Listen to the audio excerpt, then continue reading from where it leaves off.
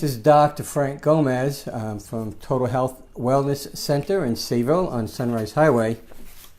We meet every week at 12 o'clock and we discuss healthy tidbits and some information, healthy information that we can get out to you. And my office is at 4844 Sunrise Highway in Sayville on Sunrise Highway. My number there is 631-991-3492. And we're here on churchtalkradio.com, also Church Talk Radio and Facebook Live, and my Facebook Live also on Total Health Wellness Center. So we have the trifecta going right here. And if you ever need to get on anything, then those three places are the place to be. So as always, today we're going to start with tip of the week. A little off. Kind of what we usually do, but it's pretty cool. It's about one simple thing you can do to save money and make you eat healthier.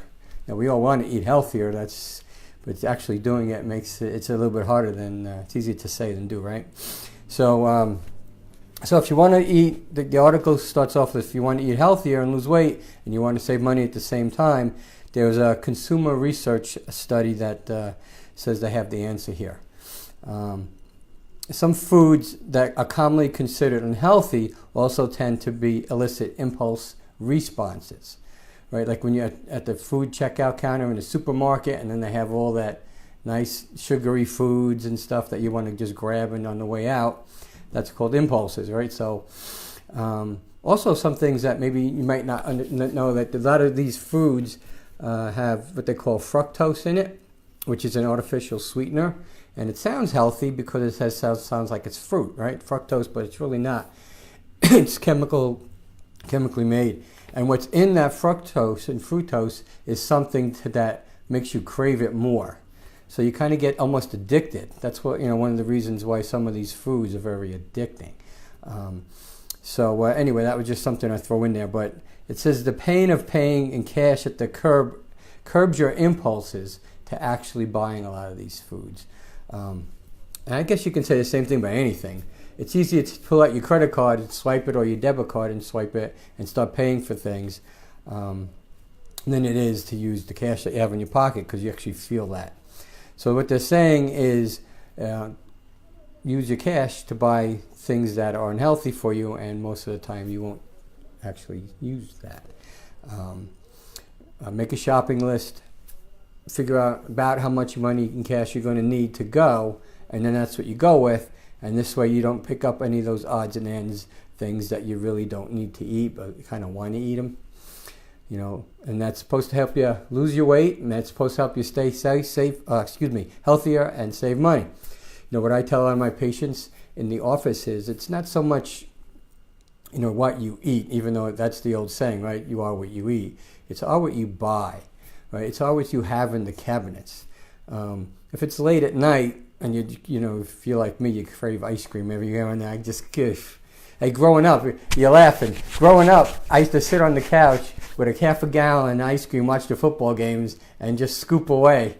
Before you know it, half of it was gone. But if it's not in the house, I'm not leaving the house at 11 o'clock at night to go to the store and pick it up. Anyways, that's basically it. Use your cash to buy the foods that are really unhealthy for you, or just don't have it in the house at all, and that will help. Okay, speaking of foods, today we're going to be talking about 7 foods that are making you bloated. Everybody has certain things that they eat or they cannot eat, but they like to eat. Most of the time it's due to just have an unhealthy diet. You eat something and it makes you bloated, which your stomach bloats up, and maybe you get stomach pains, and then it could be gas and stuff that comes, and then you have to leave the room or something, especially if you have company and you don't, if it's not family at all, you leave, and then you have to relieve yourself, or as my dad used to say, let one loose. Oh, and that's a professional term, by the way, let one loose. So what happens is if your diet is poor and unhealthy, it could break down your digestive system and in your gut, and you're not able to even digest certain foods that wouldn't normally be healthy. You get something that's called leaky gut syndrome. Leaky gut syndrome, and that's a whole, we did a we did a talk on that. You'd have to go back to Church Talk Radio or on Facebook and actually look for leaky gut syndrome. You get small little holes in the gut, for actual little tiny holes in the gut, and small foreign bodies and bacteria like that can get in and disrupt the whole flora and your digestive system, and then it can give you, a really bad time trying to even digest healthy foods. And then some. Also, we have some people that just are sensitive to certain things, whether it be healthy, unhealthy, or whatever.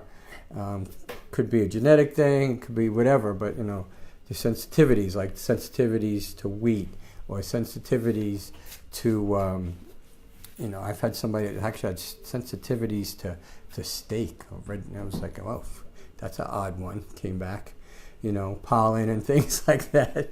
Poor guy can't eat steak. But you shouldn't eat too much of that anyways.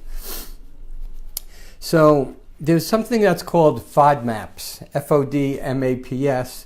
FODMAPs basically stands for, it's a breakdown for these particular carbohydrates. They're called fermentable oligosaccharides, disaccharides, monosaccharides, and polyols. Again, they're carbohydrates that tend to sit in your gut and get fermented. And then after they're sitting in there and they ferment, obviously your stomach is going to expand and you'll start to get some pains, and then you'll feel, flatulence coming on and all kinds of stuff. But that's actually, that's the sign. The symptom is the whole other problem. Like we talked about leaky gut before. It's about changing your whole diet system, but we don't have time to really get into all that right now. But that is, speaking of that, that's one thing that we do in our office is the major thing, is we help people reestablish a way of life of eating healthier and being healthier through diet, nutrition, vitamins, exercise, that way. And the way we do it is we take a very comprehensive blood work. And once we get the results back, we know where your body is deficient and what the parts of the body that needs to be rebuilt. So by doing that, we find everybody's different, everybody's chemistry is different, but the blood test will not lie. You can't fake out your blood. So we figure out what's really going on, treat you as a whole body, not just the parts, and start putting everything back together for you. And it doesn't happen overnight. It's not like you're taking a pill and boom, you're not going to have these bloaty symptoms. It takes a while to get things. We live in a society where we want everything done yesterday, but that's not how the health works. It doesn't take. You don't get sick in a day. It takes you a while to get well too. So anyway, back to bloatedness. Yay! So one of the things that cause bloating is legumes, right? The beans, lentils, soybeans, and peas. Beans, everybody knows beans make you bloated if you eat too many of them because one, they're high in sugar, and two, they have a lot of fiber, which is really good, but only at a certain level. What was the name of that movie? I can't remember. Anyways, it was a long time ago. Beans, like the regular pork and beans, are really the worst beans to eat because that they have some chemicals, whatnot, but they're very high in sugar. Black beans and kidney beans are actually the best beans to eat. Lentils are very good. Soybeans, you should stay away from soy anyways. Totally. Soy is really no good for anybody these days, the way they make it, the way they process it. It's a estrogenic food, which means it makes estrogen. It turns into certain chemicals that allow your body to make too much estrogen. Now, for men, have too much estrogen, that's no good, and everybody knows that. But for women or postmenopausal women, if you have too much estrogen in your system, it can cause breast cancer. So you have to be really aware of what you're eating.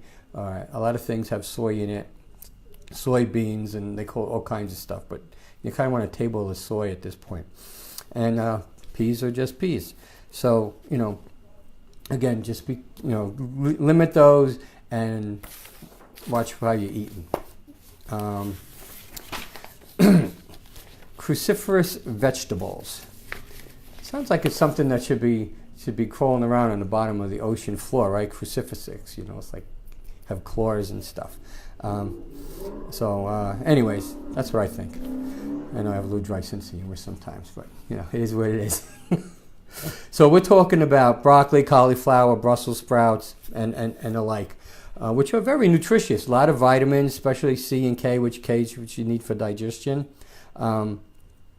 And especially if you're a little low on the iron side in your blood, these are good foods to eat. But if you're having problems digesting these kind of foods, then you need to really, should lay off of them. Also, if you have stomach issues, you shouldn't be eating these raw. I know a lot of people like broccoli and they eat them raw. Very hard to digest, even under normal circumstances. So you could steam them, make them a little softer for your body to digest those things. And then dairy products. So we did a whole show once on dairy products, especially the milk, for the people that are lactose intolerant, which is about 75% of the population. It's my theory that the reason why we have so many people that are lactose intolerant now, is for the dairy foods that we eat. The dairy is so full of chemicals, especially the milk, because the GMO foods, and we stay away from GMO foods. People kind of know, if it's non-GMO is a good thing. But 80% of the GMO foods that we don't eat, that we don't want to eat, they feed them to the cows. So if we're not getting it through the foods we're eating, eventually if you're drinking regular milk, even skim milk is still dairy, it's still pasteurized milk. They have all kinds of antibiotics, and there's like pesticides, herbicides, all kinds of things because of the grass that they feed them. And a lot of times they feed these cows cornmeal. Now cornmeal, we know, corn in general is very high in GMOs. So and they can't feed them more than 3 or 4 days the cornmeal because it would kill the actual cow. So and then that's what they're putting in their food. Eventually that gets put in us too. So dairy products are really tough on the digestive systems. I drink almond milk. They have coconut milk, and which is really good. And actually the almond milk is so thick I actually water it down a little bit with purified water, by the way. It's not straight from the tap. But and then they have cashew milk. I figured, oh man, I like cashews. The stuff was horrible. I couldn't drink that. So those of us, I'm included, are lactose intolerant. You got to watch with the food. Sometimes I'll just pick something up anyways. Like sometimes I just really want, ice cream is like my kryptonite. I just, even when I was a bodybuilder in the 80s and I competed, I was like, oh man, I got to have some ice cream, man. And I'll pay the price for it. And I know I'll pay the price for it, but it tastes so good. You go, yeah, yay. It's like Christmas time when I have some of that. It's great. So again, dairy products, just be careful with that. Try to wean yourself off and find a good change in something to drink there. Actually, most of the things, we should be drinking water anyways. There's no other mammal on the face of the planet that drinks a different animal's milk. We're the only ones who do that. So water is actually the best thing to drink. Instead of drinking those soda, and even fruit juices are so high in sugar, you got to be careful with that. You might want to water those down too. Just read the labels. Just read the labels and see what you're actually eating. If you can't pronounce it, it ain't so good for you. Okay, here's something that you probably didn't think would make the list, according to this list, anyways. Apples and watermelons. Apples. Years ago, before I actually started to get into all the blood work, and which was several years ago, and figuring out what's going on with people's guts, and my gut in particular, is I couldn't eat an apple. I'd have to get a very small apple, and I would only be able to eat a little bit of it because my stomach would actually bloat up. And so after going through special training or whatever, I figured out, oh man, it's very high in fiber, but it can, and sugar. Same thing with watermelons too. Watermelon also, you got to be careful with the watermelon. Because they're high in fructose, and it's not fructose, a little bit different than what they actually put into foods. But it's part of that FODMAP thing, and they have a lot of fiber. And when you have a lot of fiber, fiber itself can cause a lot of indigestion problems and can lead to other problems as well down the line. Because they'll sit in your stomach again, they ferment. When things ferment, bacteria starts to propagate, and then it could throw your whole system off. But I love watermelon too. Anyways, watermelon, and it's just on a side note, watermelon, when you're talking acid and acidic, pH values of the blood, pH values of, of your urine, because now that's another thing that people are starting to watch. Watermelon actually is very good for alkalining your blood. So you kind of double-edged sword. If you can eat watermelon, that's awesome. If you can't, it's unfortunate, but you got to watch what you can eat. And maybe you might want to start actually writing things down. So if you start writing these things down, and then write the food you eat, what time you eat, and then the kind of reaction you have after that, you can actually start building up your own list of foods that you can and cannot tolerate until you figure out what's going on, which coming to see me would be a great way to do that, just even getting your blood work done. Okay, beer. Well, everybody knows that, right? You drink a lot of beer, you're farting and you're burping, and that's because of all the carbohydrates that are being fermented. They have barley, maize, wheat, rice, and other things like that just sit here. So you're actually ingesting fermented foods, and also contains with the carbohydrates, and then put them together, and the carbon dioxide that's in them, other than not being good for your system at all, because for the alcohol. But 1 or 2 beers, no problem. I have a patient who was trying to talk to him about his diet. We went over a lot of things. I went through his blood work, and I said, "This is a little high. We got to come down. Your sugars are high, whatever." And he was like, "Doc," he goes, "I just have to have my beer at night." I was like, "Well, 1 beer shouldn't be terrible." He goes, No, I have 6 every night." And I was like, "Oh, well, that's an issue, dude." And it took so long to get him to understand that, or get him to replace that with something a little bit healthier. Again, be careful with those things.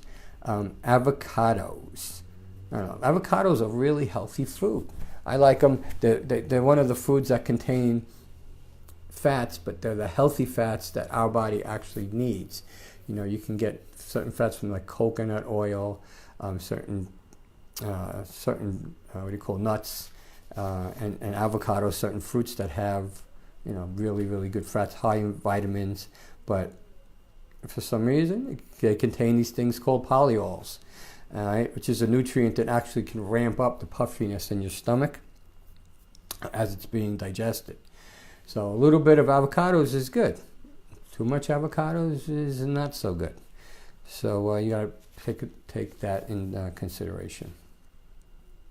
Another thing, which you may or may not know, is popcorn. It's great. You go to the movies and you have a whole bunch of popcorn. It's great for weight loss. It's high in fiber, low in calories, although it can cause actual bloating in your stomach. It's like eating regular white bread. White bread, which has been processed and everything has been taken out of it. It's pretty much the same thing with the corn when they make they make popcorn. It takes up a lot of space in your stomach, but it can make you feel bloated, even though it's temporary. Again, anything that bloats your stomach is going to slow down your digestion and cause you to have some major issues if you continue to do that. So when your body's not producing enough enzymes, right, as we get older, that happens. 56, going to be 57 next week. So what I do is I have these things called proteolytic enzymes. I'll take one before I eat and then one after I eat, which helps me digest foods a little bit more efficiently, which leads to less fermenting, which leads to less bloating and damage. So you might want to pick up one of those. Again, it's a proteolytic enzyme, so I need really good digestive enzyme. And go to a real vitamin store, right? Don't go to like Walmart and Kmart and pick up cheapo vitamins, because most of those aren't going to work anyways. So some things here just to keep in mind as far as bloating is concerned. Eat smaller portions. We tend to miss meals, and then when we sit down to actually eat a meal, we eat a real big meal because we're really, really hungry. We're starving, and so we wolf it down. We don't even chew it properly. That's another thing. Chew your food really good, and that'll actually help you eat less. Because if you take about 30 to 40 chews, but every time you take a spoonful of it in your mouth, it'll cause your body to produce more digestive enzymes. It'll slow down your actually eating process, and it'll give your brain more time to catch up to your stomach. And that sounds funny, but that's so true. If you're just wolfing down the food, your brain has not caught up to what's in your stomach, and you really don't know how much you're eating. And then before you know it, you got all bloated. Your stomach's all full of food. You can't digest all that food at one sitting, so your body's going to get rid of some of it. A lot of it's just going to be stored as fat. So the thing is to actually eat 5 or 6 small meals during the day. And actually, there's something called intermittent fasting. You can look that up online. There's so much of it now that's supposed to be really good for you. Intermittent fasting, where you eat for like 8 hours. You take all the food in a day and you condense it down to 8 hours. And for the next 16 hours, you don't eat. You drink a lot of water and you don't really eat. That will definitely help you get your growth hormone back up and running a little bit better. Some people do it for 3 days, 7 days. Somebody, I even do it for 40 days. I mean, that's a little much for me. I think fasting for 3 or 4 days is plenty for me. So that's about it. Again, we talked about digestive enzymes and drinking water. Staying hydrated will help you with the bloating. Now, here's a key that most people don't know about drinking water and eating. You shouldn't drink any water at least a half an hour before you eat, and you shouldn't be drinking anything while you're eating, believe it or not, because what it does is it decreases the amount of digestive enzymes in your stomach. It dilutes everything, and you don't really digest your foods well, which can lead to bloating, and then you don't really digest your food, and that's not good. So if you can, try not to drink anything while you're eating. If you have to, because something's dry, maybe you overcooked the chicken or whatever, then you have to chew it. And then you get a little bit of water just to wet your whistle a little bit and get the foods down. So, how much time we got? 5 minutes. 5 minutes. Cool. All right. I was going to read this that I found, and it's kind of long, so maybe I'll wait for next week. So let's recap a little bit for the next 5 minutes. Also on Facebook, either Church Talk Radio Facebook or my Total Health Wellness Center Facebook. If you have any comments, leave the comments below. I'll be sure I'll get them and I'll be able to answer them. There are some links that I'm going to put on the bottom of the Facebook for stomach bloating and ways to eat and so that'll help you out. Again, my office number is 631-991-3492. If you'd like to call up the office and ask me some questions, no problem. And if you want to call and make an appointment, consultation just free if you mention that you've heard me on the radio here or on the Facebook Live, and we can take care of that. So again, churchtalkradio.com, our Total Health Wellness Center, and Facebook Live. And believe it or not, my wife was just trying to call in, and she knows I have a radio show going on. I'm going to get in trouble for not answering her, but it's just a few minutes. So if I'm not around next week, you know what happened to me. Okay, so that's it. I really appreciate you tuning in. Again, until next week, my name is Dr. Frank Gomez, churchtalkradio.com. Have a blessed week. I'll see you soon. Thank you.